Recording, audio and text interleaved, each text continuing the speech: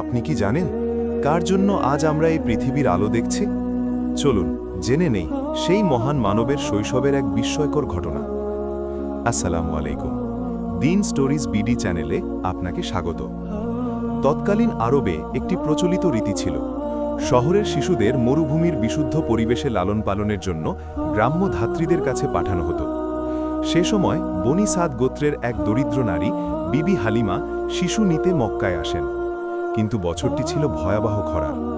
তার গাধা ছিল দুর্বল, আর নিজের সন্তানকেও তিনি ঠিকমতো দুধ খাওয়াতে পারছিলেন না। ধনী পরিবারের সব শিশুকে নিয়ে নেওয়া হলো, কিন্তু এক এতিম শিশুকে কেউ নিতে চাইল না। সেই শিশুটি ছিলেন মুহাম্মদ সাল্লাল্লাহু আলাইহি ওয়াসাল্লাম।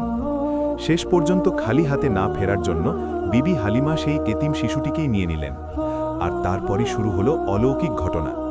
যেই মুহূর্তে তিনি শিশু মুহাম্মদ সাল্লাল্লাহু আলাইহি ওয়াসাল্লামকে কোলে নিলেন, তার বুকে দুধ ভরে গেল। তার নিজের সন্তান ও নবীজি সাল্লাল্লাহু আলাইহি ওয়াসাল্লাম দুজনেই তৃপ্ত হয়ে দুধ পান করলেন। যে গাধাটি হাঁটতেও পারছিল না, সেটি হয়ে গেল সবচেয়ে দ্রুতগামী। বাড়িতে ফিরে দেখা গেল শুকিয়ে যাওয়া জমি সবুজ হয়ে উঠেছে, আর বকরিগুলো দুধে ভরে গেছে। তখন হালিমার স্বামী বললেন, হালিমা, তুমি এক বরকতময় শিশুকে নিয়ে এসেছ। এইভাবেই নবী মুহাম্মদ সাল্লাল্লাহু আলাইহি ওয়াসাল্লামের আগমনে বরকত নেমে এসেছিল পুরো বনি সাদ গোত্রে। যদি ভিডিওটি ভালো লাগে লাইক দিন, আপনার মতামত জানাতে কমেন্ট করুন এবং আরও এই রকম ইসলামিক ভিডিও পেতে চ্যানেলটি সাবস্ক্রাইব করুন।